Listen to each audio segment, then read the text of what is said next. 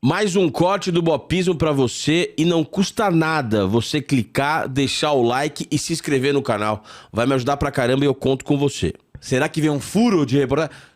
Tem notícia sobre a Adidas no Corinthians? Cara, eu tô lendo na imprensa muita coisa e tal. Ó, você acabou de me mandar mensagem. Quer um furo? Não Quero. posso contar. Posso? Ah, pode, lógico. O Bopismo tá aí pra isso. Deve. Peraí, vou perguntar se eu posso. Mas tô falando com o Garrote, que é o representante da Nike no Brasil, né? Da Fisia, que é a representante da Nike no Brasil. Sim. Vou mandar aqui pra ele ao vivo. Se ele autorizar, eu falo. Boa. Garrote, vamos nessa, Garrote. Tá convidado a vir aqui também, Garrote. Peraí, vou falar, porque eu quase que escrevi em voz alta, entendeu? Tá. Se quiser editar assim. Tô lendo aqui a galera. Ó, mande o link pra geral, hein, cara. Mande o link pra geral. Não é todo dia que a gente tem um cara desse calibre aqui, contando bastidores do Corinthians, enfim. E um cara tão culto. Dá pra ver que você é um cara muito culto, velho, de verdade. Mas sobre a Adidas, assim, só sei o que tá na imprensa. Os jornalistas, repórteres que me chamam, cara, meu telefone toca por baixo 500 milhões de vezes por dia.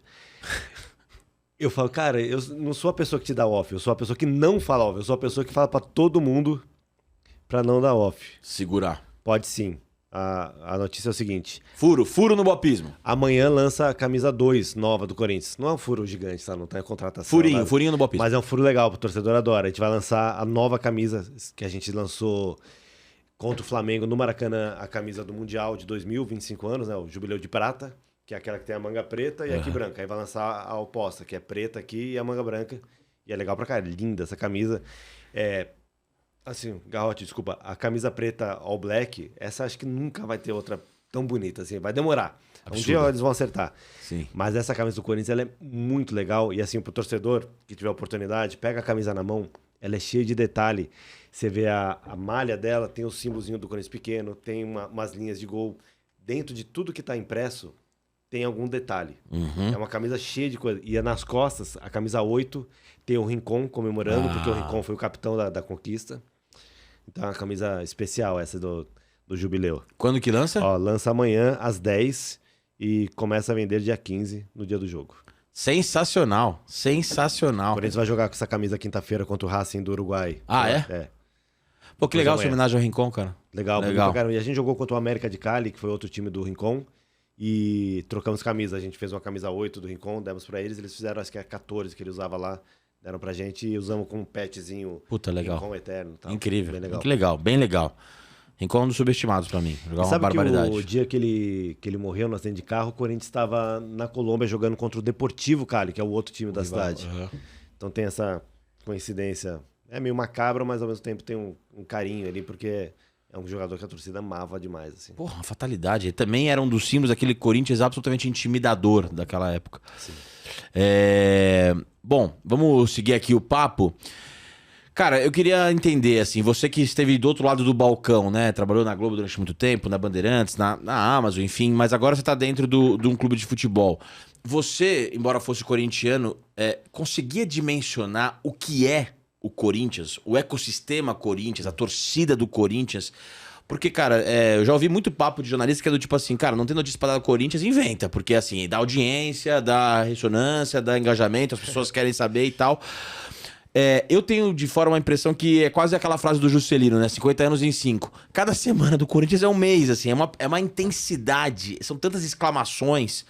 Você imaginava que era desse tamanho e, de fato, é desse tamanho? Cara, é uma intensidade, é uma loucura. Sobre isso que você falou da audiência, acho que até o Thiago Leifert tem uma frase meio sobre isso, fala do Corinthians que dá audiência. É mais ou menos isso. Eu tenho um amigo, Eduardo Aquarone, ele é meu sócio até na minha produtora. Ele trabalhou no Aqui Agora. E ele falou, cara, direto a gente fazia matéria sobre um passarinho na praça e sonorizava com o hino do Corinthians. Porque aí você tá ligado, a TV tá ligada, aí você começa... Você fala, deixa eu ver o que essa matéria tem a ver sobre o Corinthians. Sim. E, cara, ele falou que sempre subia um pouquinho a audiência. E não tinha nada a ver, em nenhum momento. Acabava a matéria e falava, acho que eu perdi, acho que eu peguei na metade, já deve ter falado antes. Aqui Agora foi um experimento. Bait, é o primeiro clickbait da história. Clickbait, né? Total. É. Eles fizeram vários, tipo, tinha aquele cara que falava dos teletipos internacionais, que entrava com o telefone sem fio no bolso, desligado, e atendia, tá? Aqui Agora foi uma experiência, né? Até perdi o fio. Então, lá dentro, cara. Como que é? O Muricy tem uma frase que ele diz que que a imprensa não sabe 2% do que se passa num vestiário. Isso. E, cara, é muito verdade. É uma outra dinâmica. O que vaza, e vaza de tudo quanto é clube, é sempre um vazamento proposital, direcionado, ou é para enfraquecer um jogador, para enfraquecer um técnico, um presidente, ou às vezes ao contrário, né? É um vazamento estratégico. Fala assim, ó, vamos contar não sei o que lá, porque a gente não tá valorizando muito essa área e tal. Se você não fornecer, e eu acho terrível essa fase que a gente vive de muita distância entre o time e o torcedor, e o jornalista tá no ar o dia inteiro, ele vai falar. Então ele vai falar o que ele vê, o que ele sabe e o que ele supõe. Se você abre o treino, que é como o Tite fazia isso demais, você tá perto, você vê, você cria empatia. Então você indo num treino de qualquer time, você nunca vai falar que um jogador fez corpo mole, que você tá vendo esse cara se matar ali. E o jogador jamais vai fazer corpo mole com 12 câmeras na beira do campo, na hora do treino. Ele já não vai fazer 100, porque o treinador tá vendo, os colegas de time dele estão vendo e tal. Então eu sou muito a favor de aproximar cada vez mais. Eu acho que a gente conseguiu muito nas redes do Corinthians, nas comunicações oficiais do Corinthians, aproximar o torcedor. E isso se reflete muito em números de audiência, engajamento, monetização. Subiu, assim, expressivamente, posso te dar uns números aqui. E o torcedor quer essa proximidade, ele quer tá junto, ele quer que você fale a linguagem dele. O Corinthians, durante muito tempo, usou uma linguagem formal nas redes sociais e o torcedor do Corinthians não se via refletido ali, né? Não é para você falar gíria, não é para você falar palavrão. É falar informalmente, falar com honestidade, né? Como se fosse um amigo, assim, né? É isso. Uma linguagem mais né? coloquial. Você faz parte ali do dia a dia do cara, por que você tá se colocando como uma entidade, sei lá, como se fosse o IBGE dando uma nota oficial sobre o crescimento do número de lares com geladeira? Sim.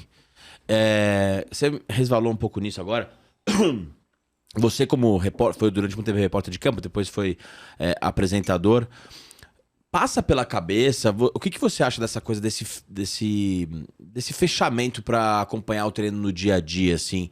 Porque, cara, era uma coisa que a pandemia veio, fechou e não há nenhum movimento nesse sentido dos clubes. Parece uma coisa até meio... todo mundo pensa da mesma forma, assim, não vamos mexer nesse vespeiro, de deixar, porque o setorismo ficou muito enfraquecido com isso, né? De não ver o dia a dia, não ver como o jogador tá treinando, não ver como o técnico trabalha, ver metodologia de treinamento. A gente escuta, né? Escuta versões muitas vezes dos clubes. Sim. Como que você enxerga isso, assim? Você acha que faz muita falta ou do jeito que tá, talvez seja bom para evitar a fofoca e tudo mais? Então, eu mencionei que meu pai foi jornalista esportivo há muitos anos, trabalhou na revista Placar. Quando eu comecei a trabalhar com jornalismo esportivo, ele perguntava, poxa, coletiva, assessor de imprensa. Ele falava, eu entrava em campo e falava, Rivelino, posso falar com você no final do treino? Beleza. Pelé, eu tenho uma entrevista hoje para a próxima edição, você me dá 5 minutinhos? Ah, beleza, depois do banho eu passo lá. Me espera na saída do vestiário. Então, é legal, mas é caos também, né? Hoje é muita gente, acho que não funcionaria hoje desse jeito. Ao mesmo tempo, hoje assim, eu olhando para a minha carreira de repórter, que é recente, as pessoas, cara, parecia era outro mundo. Por exemplo, eu ia no CT do Palmeiras, os jogadores saíam do vestiário e passavam na frente do jornalista, a gente falava, podemos conversar? Você conversava e podia fazer umas perguntas ali meio informais, tipo, melhorou sua perna?